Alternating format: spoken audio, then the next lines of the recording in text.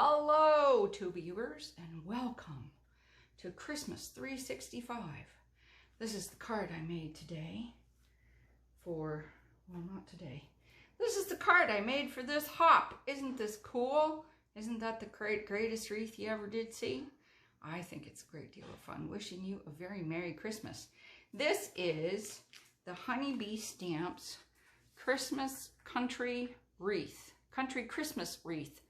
There we go. This was another one of those sets that I bought last Christmas. I never got a chance to play with it. So this is the stamp set. The stamp set itself is very small. It's a little tiny stamp set.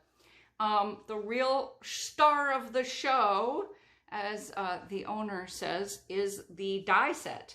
And so the die set comes with a wreath background and then some evergreen leaves, more sprigs that you can make your wreath fuller, and then some more different kinds of leaves, including holly leaves and some berries and little sprigs that you can then put dots on if you want. These are orange slices. This is a pomegranate, and this is an anise cookies. So there's a heart cookie and a star cookie and a gingerbread cookie. There is a stocking, which I cut out and I embossed, but I decided not to use. There's a candy cane, have some of those on there. This says, wishing you a very, and this says Merry Christmas.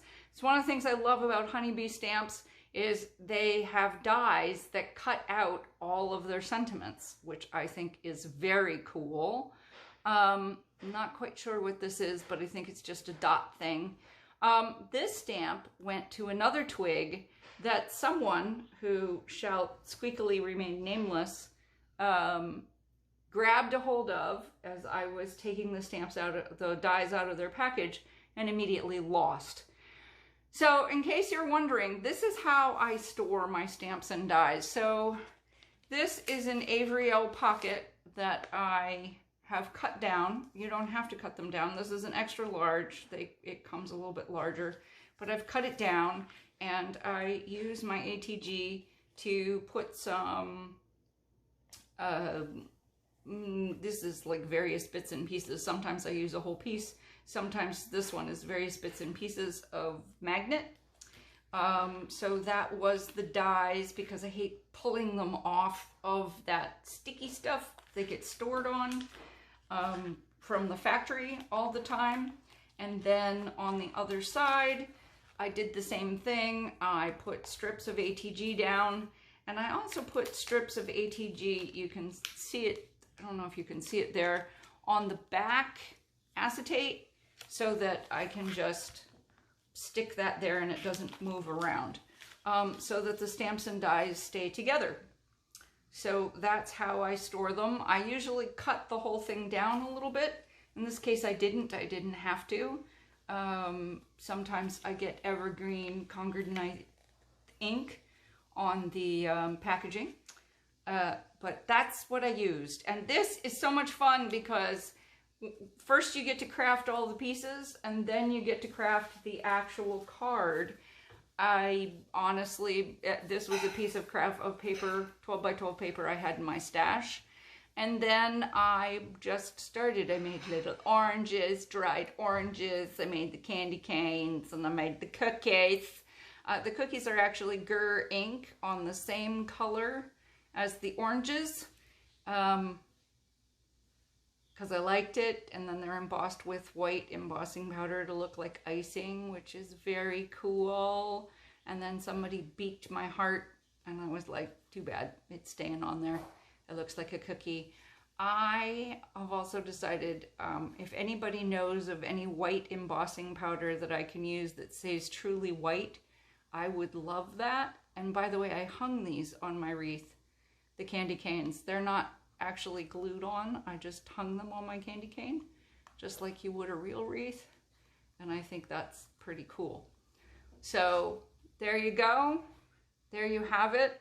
The stamp itself just comes like, I don't know if you can see here. The orange stamp itself, you have one that's sort of sideways and one that's like straight on, and I use the straight on one, and then smushed some of the what's it called?